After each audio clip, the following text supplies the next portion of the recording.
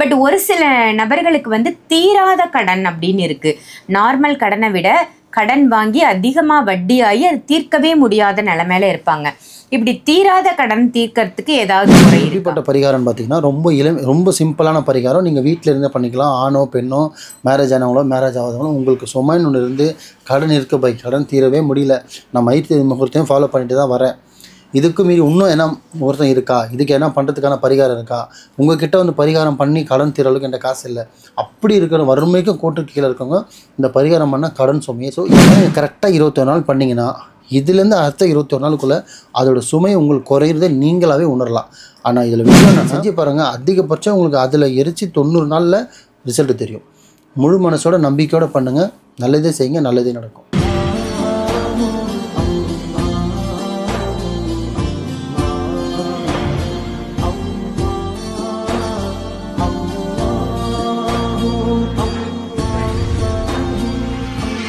அரிஜன்ம நேயர்கள் அனைவருக்கும் அன்பான வணக்கங்கள். புழல் காவாங்கரை MM டவர்ஸ்ல இருக்கக்கூடிய மாலிக் பாய் அவர்களை தான் சந்திக்க வந்திருக்கோம். வணக்கம் பாய். வணக்கம் பாய். இன்னைக்கான டாபிக் என்ன அப்படின்னா கடன்றதுக்கு நம்ம மைத்ரேய முகூர்த்தம் பதிவுகள் கொடுத்துட்டு வரோம், அதை பயன்படுத்தி மக்கள் பலன் பெறுறாங்க. பட் ஒரு சில நபர்களுக்கு வந்து தீராத கடன் அப்படின்னு இருக்கு. நார்மல் கடனை விட கடன் வாங்கி அதிகமாக வட்டியாகி அது தீர்க்கவே முடியாத நிலைமையில இருப்பாங்க. இப்படி தீராத கடன் தீர்க்கறதுக்கு ஏதாவது முறை இருக்கா? பெரிய விஷயம் கேட்டிருக்கீங்க. கடன் இல்லாத உலகமே இல்லை, கடன் இல்லாத ஊரும் இல்லை, கடன் இல்லாத நாடே இல்லை. நாட்டுக்கே கடன் இருக்கு. ஆமாம்மா, கடன் இல்லாத மனுஷனே இல்லையே இப்போது. ஏன்னா இந்த லோன்னு நம்மள லோன்றப்ப அலைய விட்டானுங்க. குறிப்பிட்ட வயசுக்கு அப்புறம் இருக்கிற ஆணாகட்டும் பெண்ணாகட்டும் அவங்க தலையில் பார்த்தீங்கன்னா இல்லை ஒரு 10,000 ரூபாவது கடன் இருக்குமா. ஸ்கூல் படிக்கிற பொண்ணு கேட்டால் என் ஃப்ரெண்டுக்கு நான் 500 ரூபா தரணும்னு சொல்லுது. ஏமா அந்த ஃப்ரெண்டு பேச மாட்டேன், இல்லை பையா நான் அவருக்கு 500 ரூபா தரணும், அதனால் நான் பேச மாட்டேன்.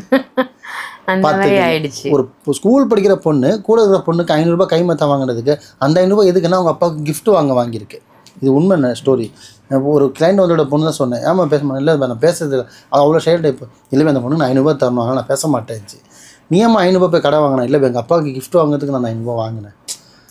கடன் வாங்கியாவது செய்யணும்னு ஒரு நல்ல எண்ணம் தப்பு கிடையாது. ஆனால் அது கடன் வாங்கினதால அங்கே என்ன முறிஞ்சு போச்சு, நட்பு முறிஞ்சு போச்சு. கடன் அன்பை முறிக்கும் அப்படின்னு எங்க ஆரம்பிக்க ஸ்கூல் லைஃப்லயே கடன் வாங்கியாவது நம்ம செய்யணுன்ற வாழ்க்கை ஆரம்பிச்சா அப்போ எண்டிங் எங்கே இருக்கு? அப்போ வாழ்றது கடன் வாங்கலான்ற மாதிரி ஆயிடுது இல்லை? சொல்லுங்க. தயவு செஞ்சு மக்கள் ஒன்று சொல்கிறேன், உங்களுக்கானது உங்களுக்கு வந்து சேரும். தயவு செஞ்சு உங்களுக்குன்னு ஒரு பாதை வைங்க, உங்களுக்குன்னு ஒரு கொள்கை வைங்க, உங்களுக்குன்னு ஒரு விஷயத்தை ஃபாலோ பண்ணுங்கள். தயவு செஞ்சு அது பிரகாரம் நீங்கள் ட்ராவல் பண்ணுங்கள். கடன் வாங்கி தான் செய்யணுன்றது அவசியமே கிடையாதுண்ணா. கடனுக்கு நான் 1000 பரிகாரம் இருக்குது, 1000 வழிமுறை இருக்குது, எல்லாமே இருக்குது. ஆனால் இவ்வளவும் செஞ்சோம் நீங்கள் கஷ்டப்படுறதுக்கு நீங்கள் செய்யாமல் இருக்கலாம் இல்லையா? சொல்லுங்கள். தயவு செஞ்சு சொல்கிறேன், நான் கடன்னாலே நிறைய பேசுவேன், ஷார்ட்டாக சொல்லிடுறேன். தயவு செஞ்சு கடன் வாங்குறத கம்மி பண்ணுங்கள். வாழ்கிற நாள் கொஞ்சம் நல்லா ஒன்று யோசிச்சு பாருங்கள். நீங்கள் கடன் வாங்குறீங்க, அந்த சுமையை உங்களால் தீர்க்க முடியல, உங்களுக்கு வயசு மரணம் வந்துடுது, நீங்கள் மறைஞ்சிடுறீங்க. அந்த கடன் சுமையை பார்த்தீங்கன்னா உங்களுக்கு பெற்ற பொண்ணோ இல்லை பையனோ அவன் சுமக்கிறான். நீங்கள் எதுக்கு அவனுக்கு தெரியாது. ஆனால் அதனால் அவன் மன உடைச்சலாய் அசிங்கப்பட்டு எங்கள் அப்பா வந்து சொத்து தான் சேர்த்து வச்சுட்டு போல, நகை நட்டு வச்சுட்டு போல, கடத்தை வச்சுட்டு போலன்னு அவன் ஒரு பக்கம் மன உடைச்சலாக இருக்கான். அதனால் அந்த கடன்காரங்க கேட்டு அவன் லைஃப் ஸ்பாயில் ஆகிடுது. ஸோ இது எப்படி பார்த்திங்கன்னா கடன் எப்படி சேர்ந்துகிட்டே போதும் அந்த மாதிரி வாரியாக அந்த கடன் வந்துக்கிட்டு இருக்கு.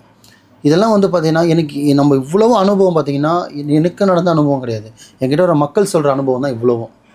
இப்போ எங்கள் தாத்தா வச்சுட்டு போன கடன் எங்கள் அப்பா சுமந்தாரு, இப்போ எங்கள் அப்பா வச்சுட்டு போன கடன் தான் நான் சுமந்துட்டுருக்குறேன்.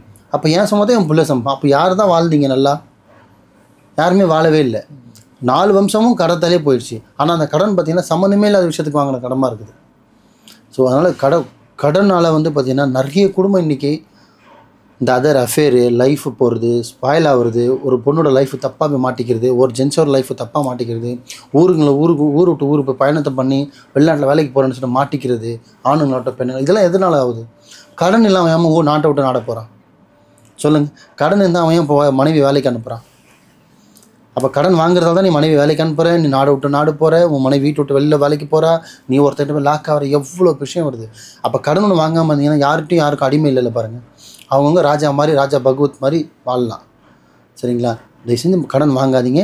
அப்படி கடன் இருந்தாலும் அதுக்கு தான் அந்த மைத்திரி முகூர்த்தம்னு மாதம் 1 2 வரும். அதை சொல்கிறேன். தயவு செஞ்சு சொல்கிற மக்களே, கடன் கொடுக்க தான் முடியல, என்ன வருமானம் இருக்குது அத்தனை சம்பாதிக்க போகிறீங்க. இந்த நான் சொல்கிற அனைத்தும் பரிகாரம் பண்ணிங்கன்னா அப்படியே மேலே இந்த கோடியாக வராது. உங்களோட சுமையை வந்து கொஞ்சம் குறைக்கும். அந்த மன நிம்மதி இருக்குது பாருங்கள், இது பண்ணால் நடக்குன்ற ஒரு நிம்மதியை நம்பிக்கையோடு பண்ணி அந்த நம்பிக்கை உங்களை பண்ண வச்சிடும். ஸோ அதுதான் இப்போ இந்த மைத்திரை முகூர்த்தம் எப்படி இருக்கோ அந்த மாதிரி பார்த்திங்கன்னா இன்னொரு முறை இருக்குது.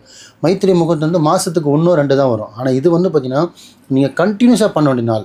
இது எப்படிப்பட்ட பரிகாரம்னு பார்த்திங்கன்னா ரொம்ப சிம்பிளான பரிகாரம். நீங்கள் வீட்டில் இருந்தே பண்ணிக்கலாம். ஆணோ பெண்ணோ, மேரேஜ் ஆனவங்களோ மேரேஜ் ஆகாதவங்களோ, உங்களுக்கு சுமைன்னு ஒன்று இருந்து கடன் இருக்க கடன் தீரவே முடியல, நான் மைத்திரை முகூர்த்தையும் ஃபாலோ பண்ணிட்டு தான் வரேன், இதுக்கு மீறி இன்னும் என்ன முகூர்த்தம் இருக்கா, இதுக்கு என்ன பண்ணுறதுக்கான பரிகாரம் இருக்கா, உங்கள்கிட்ட வந்து பரிகாரம் பண்ணி கடன் தீர அளவுக்கு என்கிட்ட காசு இல்லை, அப்படி இருக்கிற வறுமைக்கும் கோட்டுக்கு கீழே இருக்கவங்க இந்த பரிகாரம் பண்ணால் கடன் சுமையே தீரும். ரொம்ப சிம்பிள் தான், ஒன்றும் இல்லை. நார்மலாக ஒரு வேப்ப எண்ணெய் ஒரு 1/2 லிட்டர் இல்லை 1 லிட்டர் வாங்கி வச்சுக்கலாம் வீட்டில்.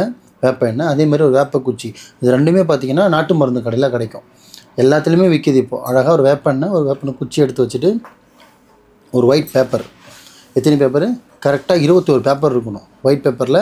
அதில் வேறு எதுவும் எழுதியோ கிரிக்கியோ எதுவுமே இருக்கக்கூடாது, பியூராக ப்ளைனாக இருக்கணும். அப்படியே அதில் பார்த்திங்கன்னா அந்த வேப்பெண்ணெயை தொட்டு அந்த குச்சியிலேருந்து எடுத்து யாருக்கு பணம் தரணும், எப்படி மைத்திரியில் முதலுமோ அந்த மாதிரி தான், யாருக்கு பணம் தரணும், எவ்வளோ பணம் தரணும், எவ்வளோ நம்ம காசு கொடுத்துருக்கோம், பாக்கி எவ்வளோ இருக்குது அதையும் எழுதிட்டு, யாருக்கு அமௌண்ட் பேர் மெயினாக யாருக்கு யார் செய்கிறது அதை மட்டும் எழுதிட்டு, அழகாக ஒரு ஒயிட் பேப்பரில் 21 நாள், தினைக்கும் ஒரு நாளைக்கு ஒரு பேப்பர். எப்போ எழுதணும்னு கேட்டிங்கன்னா சூரியன் மறைஞ்சதுக்கு பிறகு. எங்கள் இதில் பார்த்திங்கன்னா மகரிப் பாங்குக்கு அப்புறம் பார்த்திங்கன்னா ஒரு 6:30 மணிக்கு மேலே அழகாக உட்காந்து சாட்சகமாக நீங்கள் வேலைக்கு போயிட்டு வந்தாலும் சரி, இல்லை வீட்டில் இருக்கவங்களும் சரி, ஒய்ஃபோ ஹஸ்பண்டோ யாருன்னு கூட நினைக்கலாம். இப்போ ஹஸ்பண்டுக்கு கடன் இருக்குது, ஒய்ஃப் எழுதுறாமனா எழுதலாம், ஒய்ஃபுக்கு கடன் இருக்குது, ஹஸ்பண்ட் எழுதுறாமனா எழுதலாம், அண்ணன் தம்பி அண்ணன் யாருக்குன்னு நல்ல உள்ளத்தோடு வச்சு எழுதினாலே போதும். ஸோ இந்த மாதிரி யாருக்கு பணம் தரணும், எவ்வளோ பணம் தரணும், எவ்வளோ மீதி பேலன்ஸ் இருக்குது, அந்த மாதிரி ஒரு பேப்பரில் எழுதி அந்த பேப்பரை பார்த்திங்கன்னா அழகாக ஒரு மண்பானையோ இல்லை ஒரு சுத்தமான ஒரு பாத்திரமோ எடுத்து வச்சு அந்த ஒரு பேப்பரை பார்த்திங்கன்னா அகல் விளக்கு மாதிரி நீங்கள் எடுத்து வச்சு அதில் அதை எரிச்சிடணும். இந்த அகல் விளக்குலாம் உங்களுக்கு கணக்கு கிடையாது, நீங்கள் எத்தனை விளக்குனா வச்சுக்கலாம், இல்லை கேண்டிலில் கூட கொளுத்தலாம். எனக்கு தேவை ஒரு பாத்திரமாக வச்சு ஒரு அகல் விளக்கு வச்சு நீங்கள் அதை எழுத்திங்கன்னா அந்த எரி அந்த சாம்பல் மாதிரி பேப்பர் விழும். அந்த சாம்பலை வந்து பார்த்திங்கன்னா அந்த பாத்திரத்தில் நீங்கள் சேவ் பண்ணணும். அது கொஞ்சமோ இல்லை பறக்காத மாதிரி ஃபேன் ஆஃப் பண்ணிட்டு இந்த பரிகாரத்தை பண்ணிங்கன்னா அந்த சாம்பல் பறக்காது. வார்த்தை இதுதான் முக்கியமான ஒரு விஷயம். அந்த 21 நாளும் எல்லா நபருக்கும் இப்போ நான் 10 பேர் காசு தரோம், 10 நாளைக்கு 10 நபர்னு கணக்கு கிடையாது. ஒரு நபருக்கு அதிகமான கடன் இருக்குது, எனக்கு தொண்டை பிடிக்கிற அளவுக்கு ரொம்ப சித்திரவதை அனுபவிக்கிறேன், நீங்கள் அவரை பண்ணுறதுக்காக இந்த பரிகாரம் பண்ணல, மற்றவனை கெடுக்கிறதுக்காக பண்ணல, இதுலேருந்து நீங்கள் எப்படி தப்பிக்கலாம், இதுதான் அந்த பரிகாரம். ஸோ அழகாக எழுதிட்டு அவர் பேரை சொல்லி நீங்கள் எழுத 21 நாளைக்கு 21 பேப்பர் எழுதி மகரிப்க்கு அப்புறம் அந்த 21 நாளைக்கு அந்த 20 பேப்பர் எரிச்சிடணும். கரெக்டாக எரிச்சு அந்த சாம்பல் வந்து பார்த்திங்கன்னா 21 பேப்பர் சாம்பல் கொஞ்சமாக சேர்ந்துருக்கும். அதை எடுத்து சின்னதாக ஒரு ஒயிட் பேப்பரில் கட்டிட்டு அதை எடுத்துகிட்டு போயிட்டு உங்கள் ஊரில் ஆறு மாதிரி தண்ணி ஓடுற மாதிரி ஒரு இடம் இருந்ததுன்னா அந்த ஆறில் நீங்கள் அதை போட்டுடலாம். இல்லைங்க எங்கள் ஊரில் ஆறில் கடல் இருக்குன்னா கடல்லையும் போடலாம். இல்லை இப்போ எங்கள் ஊரில் ஆறும் கிடையாது கடலும் கிடையாது, கோவில் குளம் இருக்குது, போடலாமான்னு கேட்டால் போடலாம், கோயில் குளத்துலேயும் போடலாம். ஸோ ஆனால் ஃபஸ்ட்டு போடுறது பார்த்திங்கன்னா ஆறு தான், எப்படி தண்ணி ஓடுதோ அந்த மாதிரி நம்ம விஷயமும் போகிறதுக்காக ஆறில் போடணும், அப்படிலாம் கடலில் போடணும். 2 பேரும் இல்லைனது பட்சத்தில் மட்டும்தான் நீங்கள் கோயில் குளத்தில் போடணும்.